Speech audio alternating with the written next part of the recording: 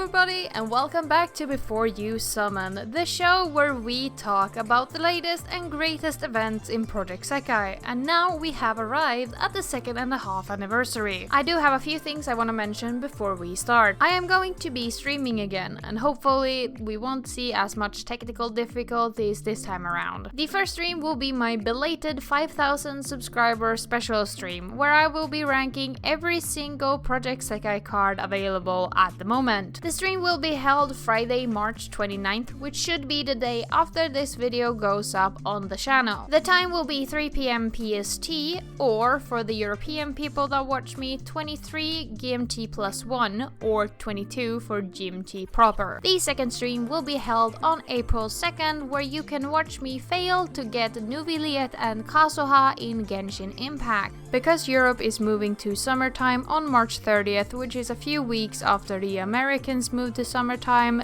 the April 2nd stream will be held 2 PM PST instead of 3 PM. This is still 11 PM for GMT plus 1 people, and it is 10 PM for people on GMT proper. And for people with a normal 24-hour clock, this is of course 23 for Central Europe. I would love to have you guys there, so please come say hi, chat a bit, ask questions about Genshin, Sekai, or anything else that you have on your mind while you're there. I hope to see you all then. But for the second thing I want to ask, once again, I do request that you all subscribe to the channel. Subscribing is of course, as always, free and takes less than a second. And if you ring the bell, you will also be given notifications whenever a new video about an event releases, so you can be on top of the event building and the event information as fast as it happens. And if you do regret your choice later, you can always change your mind when you feel like it. Subscribing does help me a lot and pushes my content further, so I would love it if you could subscribe if these videos entertain you or help you in your Project Sekai endeavors. But that's enough about the channel itself, let's get into the event. As said before, we have arrived at the 2.5 anniversary for the Japanese server, meaning that this is a big old event with a lot of stuff going on, meaning that this episode is going to be quite long. So I would suggest you strap in, because information is going to be dumped in mass. The event in question is in this singing city, which is the translated name for the event in a corner of a resonant town. In this singing city will be running from March 30th to April 10th. And because this is the 2.5 anniversary, this means that there will be a colorful festival connected to the event. The colorful festival in question will run from March 30th to April 4th, and then the event Gacha proper will run from April 4th to April 12th. The colorful festival, as always, has 2 special characters tied to the Gacha itself that are only available during the colorful festival section of the Gacha. The 2 colorful festival exclusive card this time around is Rin with a Bridge to Reconciliation and Len with Cheering for You. These 2 cards will only be available between March 30th and April 4th in the colorful festival section of the Gacha. The colorful festival, as always, also has a 6% drop rate for 4 stars with no pity bar. If you were to miss Rin and Len during the duration of the colorful festival, they will be available during every subsequent colorful festival that will be going forward with the standard drop rate of a 4-star. But as I always say, that's kinda like looking for a needle in a haystack. You should try to get your summons in for these 2 cards if you really do want them. Or you have to wait for the 4th anniversary of Sekai, where they should be available in the Dream Pick if they continue doing the Dream Pick for the 4th anniversary. But if you were to miss Rin and Len with your summons during the colorful festival period, do not fret, you have a few more days to try to pick them up through a spark. Sparking, as always, when it comes to a colorful festival, costs 300 summons or 90,000 gems, or 200 summons / 60,000 gems with 10 vouchers of the pink variety. The colorful festival shares the stickers with the Gacha proper, meaning that if you miss them, you can continue summoning running on the standard event gacha for this event and get stickers until you can spark for Rin and Len. And of course, as always, they will stick around for a few months until they vanish from the exchange shop and your stickers exchange into wish pieces if you did not pick them up. And of course, the event characters are also available during both the colorful festival section of the gacha and the event proper one. And of course, they are rate up during both gachas, so if you want the event characters, you do have until April 12th to get them. And of course, these characters are limited characters, meaning they are only available during this banner, and then you have to wait for a rerun that will come in a year's time. Before we get into the event proper, there are a few celebratory gachas and extra goodies that happen during the 2.5 anniversary event period that I think everyone should be aware of. Between March 30th and April 12th, there will be a 7-day login campaign. The first day of this login campaign will give you 3,000 gems and a 10 free gacha ticket, and this is then followed by 6 days where you get a 10 times free gacha ticket for each day you log in. Of course, you have to log in to claim these rewards, and the last day to claim these rewards is April 12th. So make sure to log in 7 different days and make sure you have time when you start log in to get all of the rewards. The last day that you can log in and still get all of the reward will be April 5th, so keep track of time and do log in to get all of the free summoning tickets and the 3,000 gems. The free summoning gacha will be available from March 30th to April 30th, meaning that you have a month if you do just log in and claim your rewards to actually use them on the gacha to get your free pulls. We also have 2 special paid gachas that will be running during the 2.5 anniversary duration. The first one is a premium paid costume gacha that costs 3,000 paid gems to summon from. This comes with a guaranteed 4-star up until the draw your bow in this White World event, and a costume with 3 different color options that is available for both female and male characters. The premium costume gacha will be running from March 30th to April 11th. We also have the Japanese 2.5 anniversary greatest hits gacha that is also a paid gacha that costs 3,000 paid gems to summon from. This gacha will give you a guaranteed 4-star and a wish jewel when you summon from it. The permanent card pool is what's special about this event, as there is only 26 available permanent cards to be pulled from this gacha. The permanent card selection for this gacha is the same as it was on the Japanese server. The Japanese player got to vote which card they liked the most for each character, and this was then compiled into this gacha where it is the 26 citation mark best cards for each character. And this means that the normal standard gacha pool does not apply here, and it's only these 26 cards available. And just like the premium costume gacha, this will be running from March 30th to April 11th. But to wrap back around and recap, the event in this singing city will run from March 30th to April 10th, with the colorful festival gacha running from March 30th to April 4th, and the event gacha itself running from April 4th to April 12th. In this singing city is a mixed Cheerful Carnival event in the happy attribute, and the focus characters for this event are Shiho, Hina, Anne, Leonid Miku, and Nene.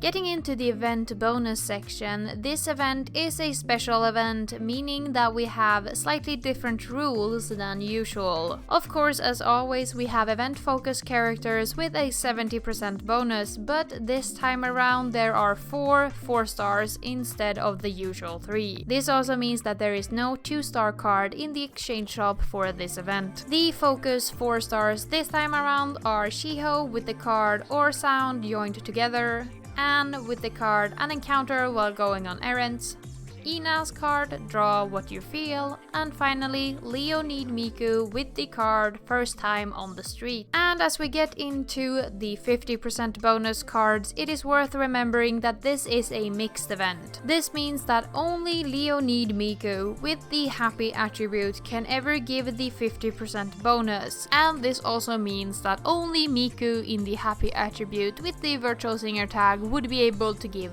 the 40% bonus. But as always, always, when it is a mixed event, the selection of cards is questionable at best. For the cards with a 50% bonus, we first have a single 1-star in the form of Shiho's release card. And we have 4 available 2-stars, with the first one being Anne from the event, A Song of Vows, For You, dressed in pure white. We have Ina from the event, Heating Up, Kageyama High, Shearing Squad, and Shiho from the event, No Seek, No Find. And the final 2-star is the Nene from the event, Amidst a Dream Towards a Shining Star. We also have 3 available 3-stars, the first one being the Miku from the 2 Moon Rabbits event. We also have the Nene from the Pop in My Heart event, and the Ina from the event, Guiding a Lost Child to What Lies Beyond. As for the 4-stars, there was supposed to be 8 available 4-stars, but as we all know, there is a single Wonderland Showtime event that is missing from the English roster. That Wonderland Showtime event did have a Happy Nene that we will not be able to use on the EN server. So instead, we have 7 available 4-star, 2 of which are limited. The 2 limited cards include the Anne from the event, Stray Bad Dogs, and the Ina from the event, Let's Enjoy Together, Spoy Joy Park. Of the permanent variety, we have 5 available 4-stars, the first one being the Ina from the event, Unsatisfied Pale Color. We also have the Shiho from the event, Unnamed Harmony, and the Nene from the event,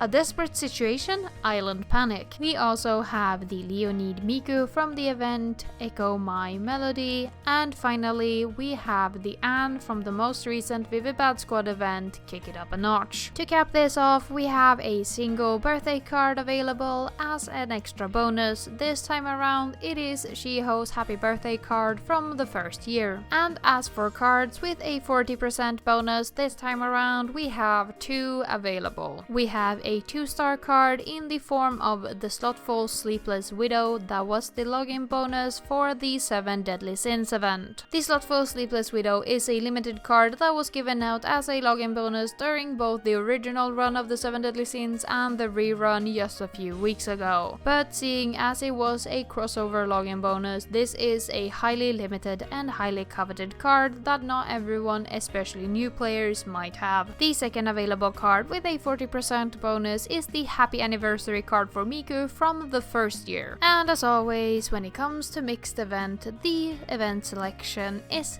difficult to work with, to say the least. But for once in our Sekai careers, Hatsune Miku and the Virtual Singers are not the problem we have to wrestle with during the mixed event. While not having a readily available 2-star for the Virtual Singer, the 3-star Miku is quite old and has been in the gacha pool for a very long time, meaning that you've had a lot of chances to pick it up or even exchange it from the exchange shop. There is also a 4-star if you were lucky to pick that up, and also the 2-star that was free during certain periods in the 40% category, means that Miku does have a lot of options to work with. No, instead this time around it is Nene and Anne who becomes problematic for players who might be new or doesn't have as much resources as someone like me do. The 2-star Nene has not yet entered the standard gacha pool as she was released in January with the Amidst the Dream event. It's also worth mentioning that Shiho entered the standard gacha pool in February and Ina entered the standard gacha pool in December, meaning that people who have not yet summoned a lot might have a harder time picking these event cards up. We are also lacking one of Nene's 4-star cards because of the deletion of Revival My Dream from the English servers. But at least the 3-star Nene card and the 4-star Nene card has been in the standard gacha pool since mid-summer last year, meaning that there has been time to get the 4-star through a random summon and ample time to pick up the 3-star Nene through normal summons if you did miss her during the event Pop in My Heart. No, the true problem is Anne, who only has 3 available options, all coming with their own kind of problems. One of her options is a limited card that is ancient at this point,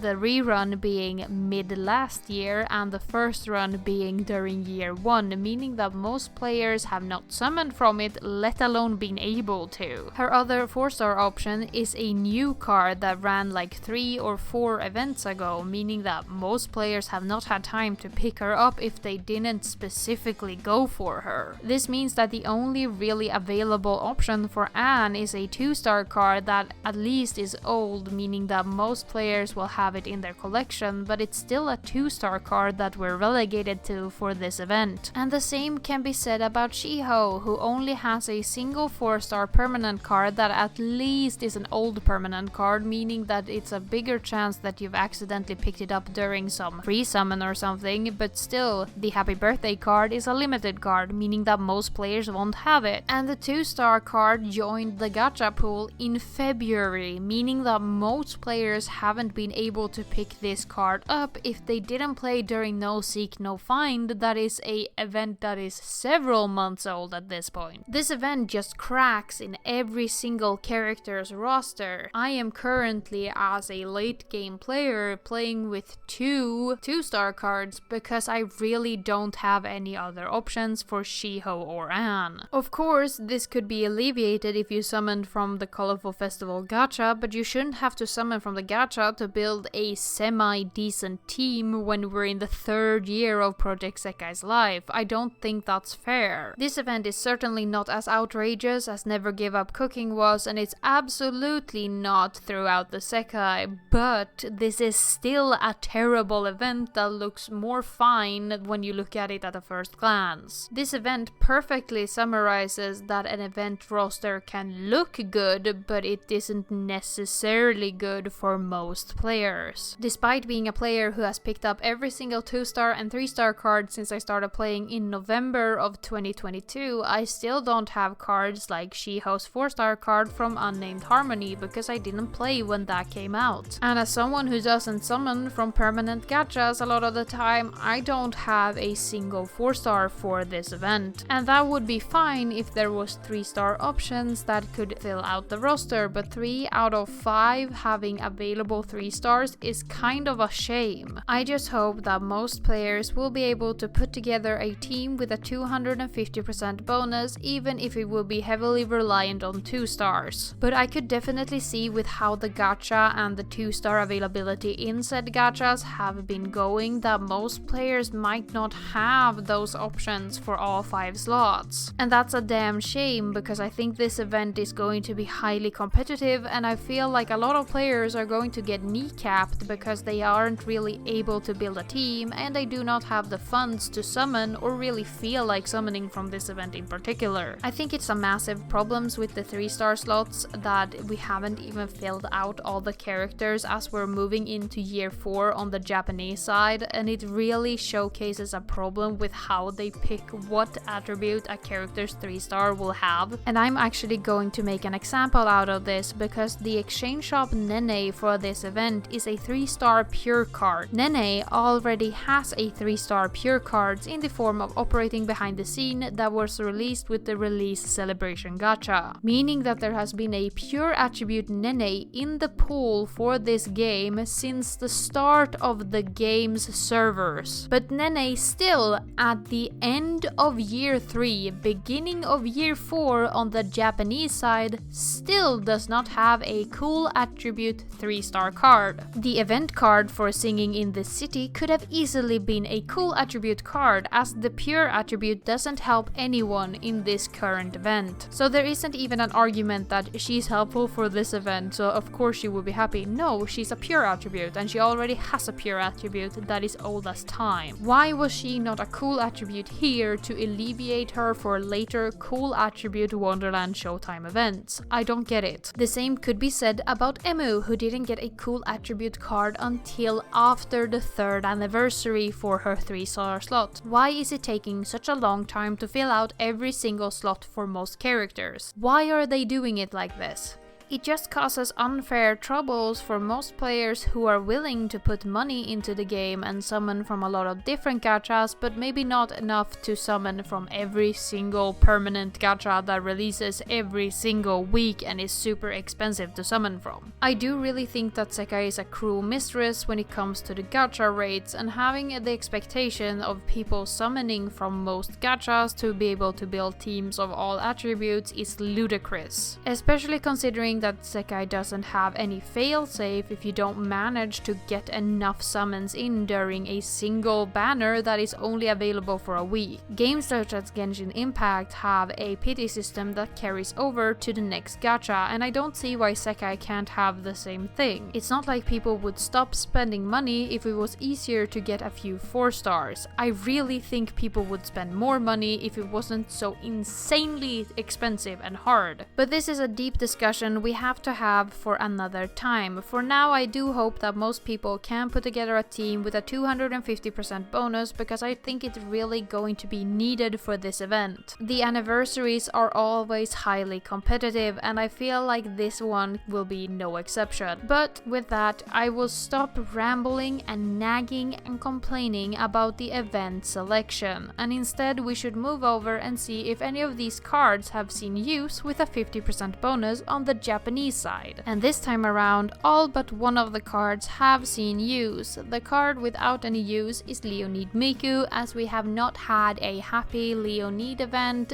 for quite some time. The last time we saw a Leonid happy event was during Echo My Melody that ran from November 11th to November 18th, 2023 for us on the global server. This means that Leonid should most likely see another happy event sometimes in the near future, meaning that the Leonid Miku would see use if that's the case. But again, I am not psychic, nor am I related to Sega or Colorful Palette, meaning that you should take my words with a pinch of salt, as they are only speculation based on the event schedule that we've seen so far. As for the 3 other event-focused characters, Shiho is the first one that will see use during the event Weaving Precious Memories with You, that will run from September 11th to September 19th, 2024. Weaving Precious Memories with You is a mixed event with the happy attribute, with the focus characters being Saki, Shiho, Haruka, Emu, and Airi, the gacha having Shiho, Haruka, and Saki as its available characters. This of course means that Shiho will be available with a 70% bonus for this event, meaning that the In This Singing City Shiho for the 2.5 anniversary will be slightly less valuable for this event than if you did summon from it properly. That's not to say that you should skip the In This Singing City Shiho from the 2.5 anniversary, because she is available in another event with a 70% bonus, as she will still be available with a 50% bonus or a 61% bonus if you do raise her to Mastery level 2 to unlock her hairstyle. So the In the Singing City Shiho will definitely be useful during this event if you do decide to pick her up, especially seeing with how bad the event selection was for In This Singing City. The next card that will see use is Ina during the event The Tone That Play That Day, that will run from December 20th to December 29th. The Tone That Play That Day is a Nightcore 25 focused event in the happy attribute with Kanade, Mafyu, and Nightcore 25 Kaito as the focus characters in the gacha, and Ina and Nightcore 25 Rin as the focus characters in the exchange shop.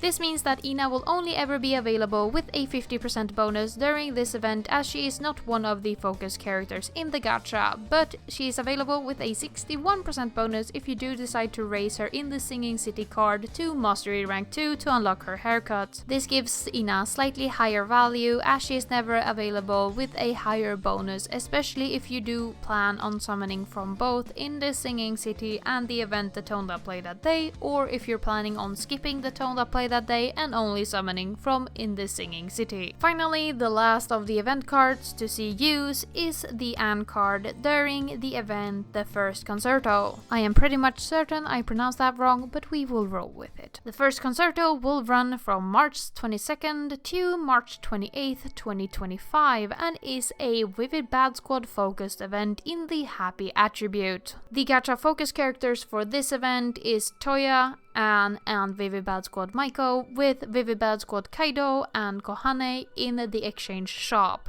This means that theoretically the Anne does have a lower value, as she is available with a 70% bonus during this event, but I will actually counter argument myself on that one. Because of the difficulty to slot in Anne into an event team during In the Singing City, her 70% bonus is actually more valuable during the upcoming 2.5 anniversary event. This means that her 70% bonus is more impactful during In the Singing Singing City, and if you do raise her to Mastery Rank 2, she will have a 61% bonus during the event The First Concerto, especially since the event building will be much better for a Happy Vivid Bad Squad event around the time of The First Concerto's release, as it is a unit-focused event which is usually more easy to build around. But of course, if you want to summon from both In This Singing City and the First Concerto event, the Anne from In This Singing City will have a lower value than the Anne from the First Concerto when the First Concerto start running. Also, we have the Exchange Shop 3-star Nene that will see use twice if you do pick her up. Nene sees use first during the event The Canary That Sings in the Quagmire that will run from May 20th to May 29th. This is a Wonderland Showtime unit-focused event in the Pure attribute. Nene is available in the gacha during this event, meaning that she is available with the 70% bonus if you were to pick her up, meaning that the 3-star Nene from In This Singing City has a slightly lower value, especially considering that Nene already has a 3-star in the Pure attribute from the release celebration gacha. The Nene then sees use during the event Best Picture Wrap that will run from November 30th to December 8th. Best Picture Wrap is a limited Cheerful Carnival event in the Pure attribute with Nene, Akito, and the Wonderland Showtime Len as the focus characters. This means once again that Nene is technically lower value as she is available with a 70% bonus and a limited card with a hairstyle and special costume. And of course she's lower value because there already is a pure 3-star Nene. This does not mean that you should skip the Nene in the exchange shop, as she's still capable of giving out quite a few gems if you do upgrade her with mastery rank, skill level, and opening up her side stories. Finally, the Rin and the Len from the Colorful Festival Gacha are only ever available with the 40% bonus, as they are tagged with the Virtual Singer tag, not a unit tag. Of course, this is due to change if they decide to release an event where you have to use Virtual Singer tagged Virtual Singer, but I don't think they will do that. But again, speculations, they could be available with a 50% bonus at some point, we don't know yet. So let's rapid fire the events where Rin or Len are available with a 40% bonus for the team building. Rin is a cool attribute card, meaning that she will be giving the 40% bonus during the events Escape for or Survival that will run from April 30th to May 9th. Step by Step that will run from June 20th to June 28th. Connected by Your Song that will run from July 21st to July 29th. The Warmth That GACHAS that will run from October 31st to November 6th. And finally the event The Courage to Lead, The Kindness in My Heart from the 10th of February 2025 to the 18th of February 2025. Len on the other hand is a cute attribute card, meaning that he will give the 40% bonus during these events. Retied Friendship that will run from the 21st of April to the 28th of April. Light Up the Fire that will run from the 10th of June to the 18th of June. Let Your Song Resound Throughout the Sekai that will run from August 31st to September 9th. And finally Burn My Soul that will run from the 10th of October to the 20th of October. Both the Rin and the Len have quite a few events where they will see the 40% bonus, and if you upgrade them to Mastery Rank 2 they will have the 51% bonus, meaning that they are quite nice cards to have in your selection, especially in events where there might be few options to pick from. So if you are going to summon from In This Singing City, I would highly recommend you do so during the Colorful Festival portion of the gacha, as you do really want to pick up both the Rin and the Len if possible. While they might not be the cards that you're currently going for, they will be nice additions to your roster and can see use in several different events, more so than any unit-focused character. But with that, I have babbled far long enough about event usability and event bonus, and I think that we should move on to the card and costume showcase. Hey,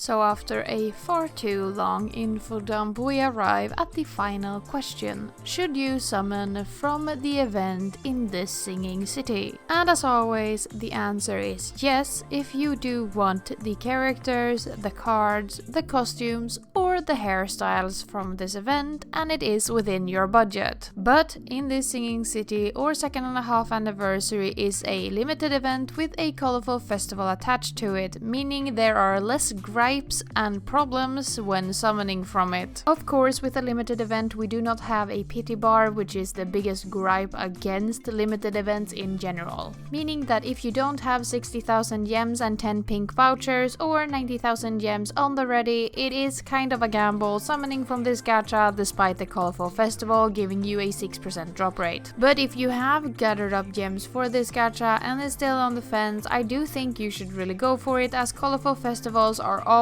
more worth than a normal gacha. Purely statistically, even if you do not like the Rin or the Len, it is more value with the 6% bonus, as 100 summons will get you on average 6 4 stars instead of the average 3. This means that every 100 summons you have 6 chances to roll the rate up character that you want instead of the normal 3. And if we calculate, that is always a better chance of getting the character you want than just going for the event gacha after the colorful festival ends. But if you're on the fence, if you really like the limited cards from this gacha, we do have a few other limited options for these characters. Anne has yet to see another limited 4-star card, meaning that she's most likely due for one pretty soon, but we can never say for certain, and I can definitely not show a costume for a card that hasn't showed up yet. Shiho will be getting her next limited 4-star in the event next to the Unchanging Warmth that will run from December 31st to January 9th, 2025. This is also a colorful festival, meaning that she is part of a gacha with a 6% drop rate. Ina will then get her second limited 4-star in January of 2025 in the event Take the Best Shot that will run from January 31st to February 10th.